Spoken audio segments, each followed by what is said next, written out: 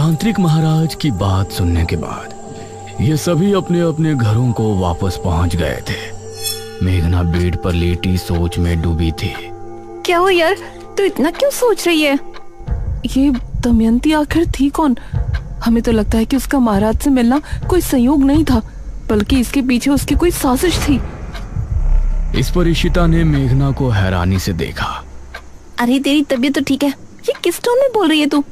देख मेघना, मैं तो पहले ही यहाँ से जाना चाहती थी, तेरे कहने पे ही मैं रुकी हुई हूँ। मुझे इस गांव की कहानियों से कुछ लेना देना नहीं है। कल एकादशी है, हमें बस उस मृत्युंजय अमृत का सैंपल लेना है और परसों सुबह होने से पहले इस गांव को छोड़ देना है। That's it। ये कहकर इशिता ने चादर तानी और सो गई। इसे कैसे बताऊं कि मैंने खुद को सपने में राजकुमारी बने देखा है। मुझे अपने सपनों का पूरा रहस्य जानना है, मैं यहाँ से नहीं जा सकती।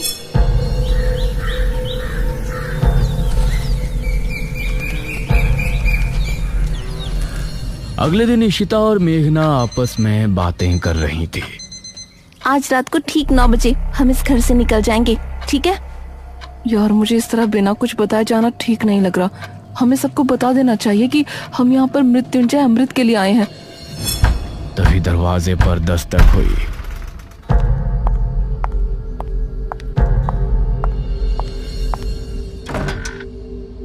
अरे अनुज, तुम? हाँ मैं।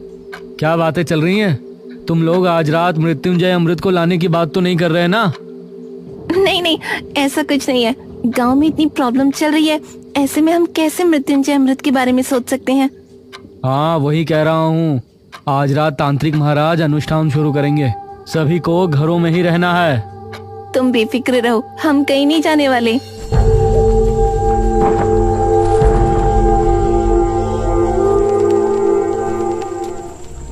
रात होने पर तांत्रिक महाराज ने अनुष्ठान की तैयारी शुरू की। उनके साथ किले में मुखिया और गांव के 2 आदमी मौजूद थे। वहीं अनुज और उसकी माँ हवेली पर अपने कमरे में बैठे थे। माँ, मेघना और इशिता को भी यहाँ बुला लूं? कहीं उन दोनों को डर लग रहा हो। इस पर ठकुराइन ने अनुज को घूर कर देखा। मैं सब समझ रही हूँ, तुम उस शहरी लड़की पर लट्टू हो रहे हो। माँ, बस वो जहाँ है उसे वहीं रहने दो, न जाने कब यहाँ से जाएगी। मेरा बस चले तो मैं अभी उसे इस घर से निकाल दूं। उस समय इशिता और मेघना घर के पिछले दरवाजे से निकल रही थी।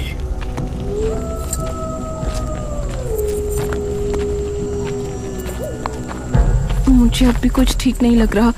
ये लोग क्या सोचेंगे? हम दोनों बस यहाँ मृत्युंजय अमृत चुराने के लिए आए थे। मेघना, क्या हो गया यार तुझे? हमारी जॉब, हमारा फ्यूचर खतरे में है। हम इस राजा रानी वाली कहानी में उलझने नहीं आए थे। ये इन गांव वालों की प्रॉब्लम है, हमारी नहीं। तो चल ना जल्दी। ये दोनों घर से निकलकर गली की तरफ आ गई थी।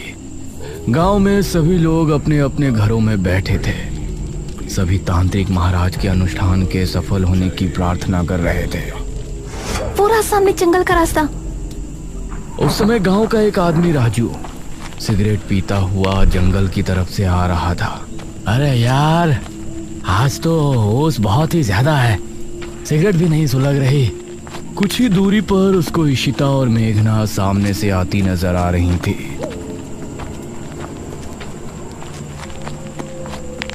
अरे वाह, यह तो वही शहरी हसीनाएं हैं जो मुखिया के घर ठहरी हैं। इनसे जान पहचान बढ़ाने का यह अच्छा मौका है। वो भी कुछ दूरी के फासले से इनके पीछे हो लिया। इशिता और मेघना ने अभी जंगल की सरहद पर कदम रखा ही था कि तभी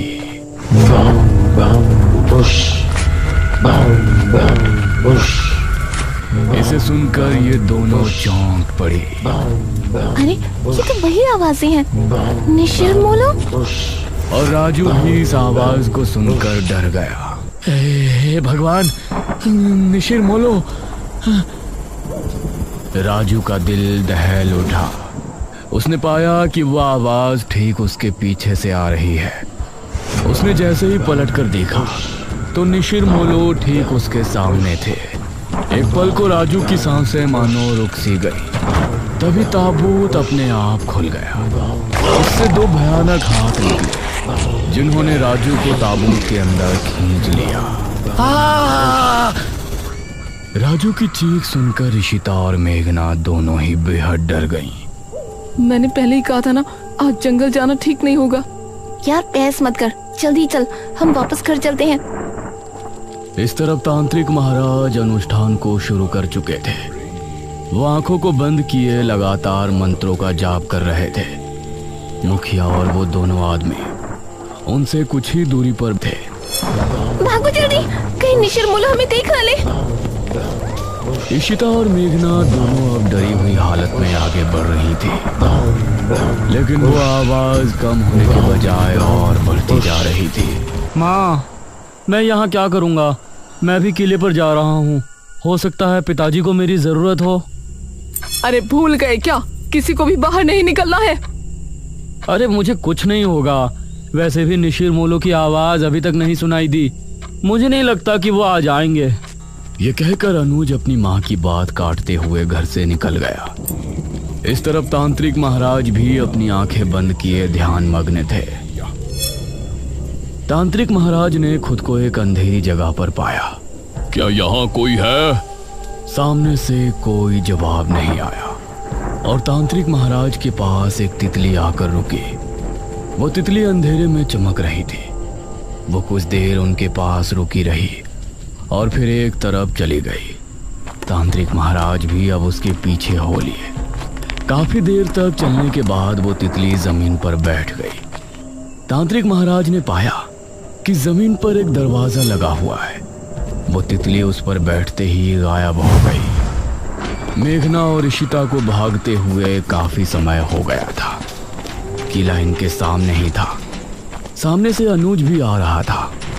उसने इन दोनों को सामने से आता हुआ देखा। अरे मेघना और ऋषिता, ये तीनों एक दूसरे को देखकर हैरान रह गए। तुम दोनों यहाँ क्या कर रही हो? तुमको तो अपने कमरे में होना चाहिए था। मेघना कुछ कहती, लेकिन इससे पहले ही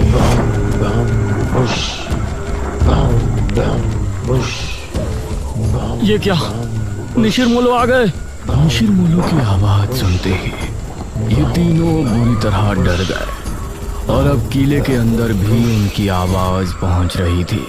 डरो नहीं, तांत्रिक महाराज ने पहले ही कहा था कि निशिर मोलो यहाँ जरूर आएंगे, लेकिन हमें डरने की जरूरत नहीं है। जब तक हम अपने घरों में हैं, वो हमें कोई नुकसान नहीं पहुंचा सकते।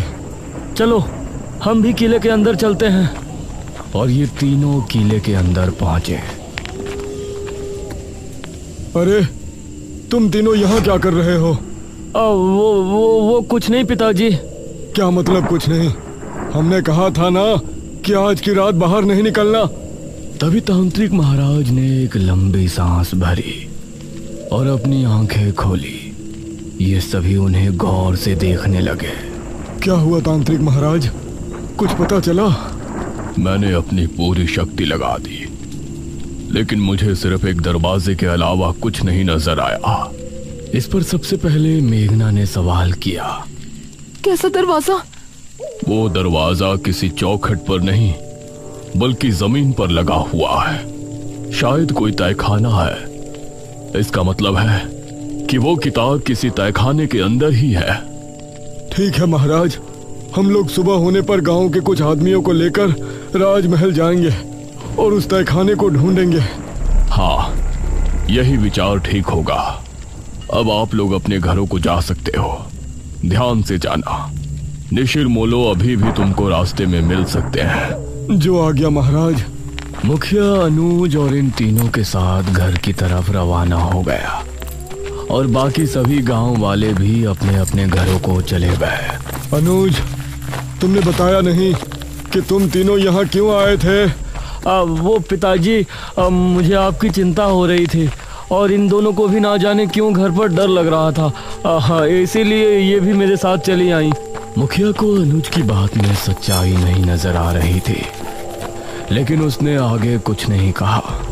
कुछ देर बाद ये चारों घर पर पहुंचे।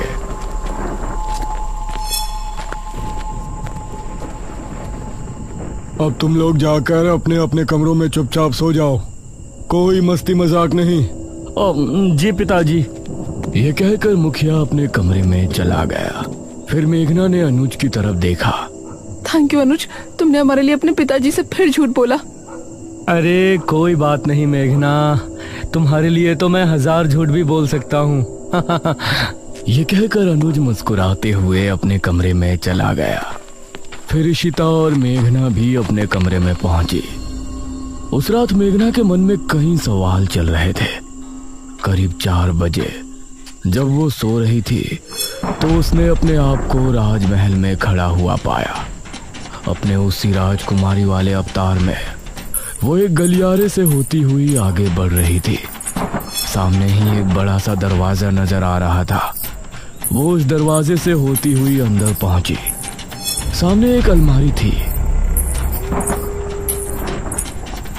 उसने उस अलमारी को खोला तो उसके अंदर एक बक्सा रखा था। उस बक्से को खोलने पर उसे एक अंदर बड़ी सी चाबी रखी हुई नजर आई। मेघना सपने में बिल्कुल सही सलामत थी, लेकिन बाहर उसका पूरा शरीर पसीने से सराबोर हो गया था। तभी इशिता ने करवट ली तो उसने एक पल को आंखें खोलकर मेघना को देखा। मेघना, क्या हुआ तुझे? उठ। उसने मेघना को झंझोड़ा तो मेघना की नींद टूटी। क्या हुआ तुझे मेघना? देख तुझे कितना पसीना आ रहा है। मेघना नींद से जागी और लंबी लंबी सांसें लेने लगी। अरे कुछ तो बोल, कोई बुरा सपना देखा क्या? मेघना ने इशिता के जवाब में हल्का सा हाँ में सर हिलाया। इशिता ने उसे पीने के लिए पानी दिया और फिर उससे लिपट कर लेट गई। सुबह होने पर तांत्रिक महाराज कुछ गांव के लोगों को लेकर राजमहल पहुंचे। कोई भी कमरा, कोई भी गलियारा छूटना नहीं चाहिए। जी महाराज। गांव के सभी लोग अब अलग अलग गलियारों में चले गए। एक आदमी जिसका नाम मनीष था, वह एक कक्ष के सामने खड़ा था। उसने जैसे ही दरवाजा खोला तो कई चमगादड़ तेज शोर करते हुए वहां से निकल गए। उसने खुद को संभाला और कमरे के अंदर दाखिल हुआ। हे भगवान, कितना बड़ा कमरा है। तभी उसे भारी कदमों की आहट सुनाई देने लगी। उसने सामने देखा कि वही लबादे वाला आदमी उसके सामने खड़ा है। मनीष उसको देखकर दरवाजे की तरफ भागा, लेकिन दरवाजा अपने आप ही बंद हो गया। तभी वो लबादे वाला आदमी तेजी से उसके करीब पहुंचा और उसने कसकर मनीष का गला पकड़ लिया। मनीष की चीख महल की दीवारों में ही सिमट कर रह गई। गांव के लोगों ने राजमहल की अच्छे से तलाशी ली, लेकिन राजमहल इतना बड़ा था कि अपना पूरा दिन लगाने के बाद भी वो आधे राजमहल की छानबीन भी नहीं कर पाए थे। तांत्रिक महाराज, अब तो रात होने वाली है। अभी तक उस तहखाने का कुछ पता नहीं चला। उसको ढूंढना इतना भी आसान नहीं है जितना हमने सोचा है। मुखिया जी, हम रात में यहाँ नहीं रुक सकते। अवश्य, हम सभी यहाँ से निकलते हैं। सुबह होने पर फिर से आएंगे। ये सभी राजमहल से निकल ही रहे थे, तभी सामने से इनको मेघना आती हुई नजर आई। अरे बेटी मेघना, तुम यहाँ? जी अंकल। तुम यहाँ क्यों आई हो पुत्री? मुझे लगता है कि मैं उस तहखाने तक आपको लेकर जा सकती हूँ। ये कैसे हो सकता है? इस पर तांत्रिक महाराज ने मुखिया को हाथ के इशारे से चुप कर दिया। तुमको ऐसा लगता है तो ठीक है, बताओ कहाँ है वो तहखाना? अब मेघना आगे आगे चल रही थी और सभी उसके पीछे थे। वो एक गलियारे से होती हुई आगे बढ़ रही थी। सामने ही एक बड़ा सा दरवाजा नजर आ रहा था। वो उस दरवाजे से होती हुई अंदर पहुंची और ये सब भी उसके पीछे अंदर पहुंचे। सामने एक अलमारी थी। उसने उस अलमारी को खोला तो उसके अंदर एक बक्सा रखा था। उस बक्से को खोलने पर उसे अंदर एक बड़ी सी चाबी रखी हुई नजर आई, जिसे देखकर ये सभी हैरान रह गए। हे भगवान! मेघना ने बिना कुछ बोले चाबी को उठाया और फिर से आगे बढ़ी। सामने एक और दरवाजा था। मेघना उससे होते हुए सभी को अपने साथ अंदर ले गई। उस अंधेरे कमरे में सभी को जमीन पर एक दरवाजा नजर आया, जिसे देखकर सभी की हैरानी का ठिकाना नहीं था। यही है वो दरवाजा जो हमने हमारी दिव्य दृष्टि से देखा था। उस दरवाजे पर एक छेद था। मेघना ने उस छेद के अंदर चाबी लगाकर 3 बार घुमाया। अब इसे उठाकर देखो। तांत्रिक महाराज के कहने पर 2 आदमियों ने दरवाजे को उठाकर देखा तो वह आसानी से उठ गया। दूसरी तरफ अनुज और इशिता घर पर मौजूद थे। अनुज, मेघना कमरे में नहीं है। क्या मतलब? कहाँ गई अब वो? मुझसे तो टॉयलेट की बोल के गई थी, अब देखा तो वहाँ भी नहीं है। यह सुनकर अनुज हैरान रह गया। इस तरफ राजमहल में ये सभी तहखाने के अंदर पहुंचे। वहां एक शीशे के बक्से में एक किताब रखी हुई नजर आई। हाँ, यही है बेरमपुर पुराण। सभी किताब को देखकर खुश भी थे और हैरान भी। पुत्री, इसे उठाओ और फिर हम किले पर चलते हैं। मेघना ने जैसे ही किताब को बक्से से उठाया तो अजीब सा शोर उत्पन्न हुआ। यह कैसी आवाज है? तभी तहखाने के हर एक कोने से बिच्छू निकलकर इनकी तरफ आने लगे। सभी निकलो यहाँ से, जल्दी। अब ये सभी तेजी से ऊपर की तरफ भागे, लेकिन एक आदमी को बिच्छुओं ने सीढ़ियों पर ही अपने चपेट में ले लिया। उस आदमी को एक ही पल में बिच्छुओं ने कंकाल में बदल दिया। बाकी सभी लोग डरी हुई हालत में महल के मुख्य द्वार की तरफ भागे। मेघना सबसे आगे भाग रही थी। दरवाजे से होते हुए ये महल से बाहर निकलने में कामयाब हो गए, लेकिन ठीक दरवाजे पर जो आदमी सबसे पीछे था उसको भी बिच्छुओं ने अपनी चपेट में ले लिया और उस आदमी की चीख पूरे राजमहल में गूंज गई। इन लोगों ने अब अपने कदमों को रोका नहीं और किले में पहुंचकर अपनी सांस तोड़ी। तांत्रिक महाराज ने मेघना को गौर से देखा। पुत्री, इस किताब के बारे में तुमको कैसे पता चली? उस समय अनुज और इशिता भी वहां पहुंचे। अब ये सभी मेघना की तरफ ही देख रहे थे, लेकिन मेघना की नजर उस किताब पर थी जिससे कई रहस्यों का खुलासा होने वाला था।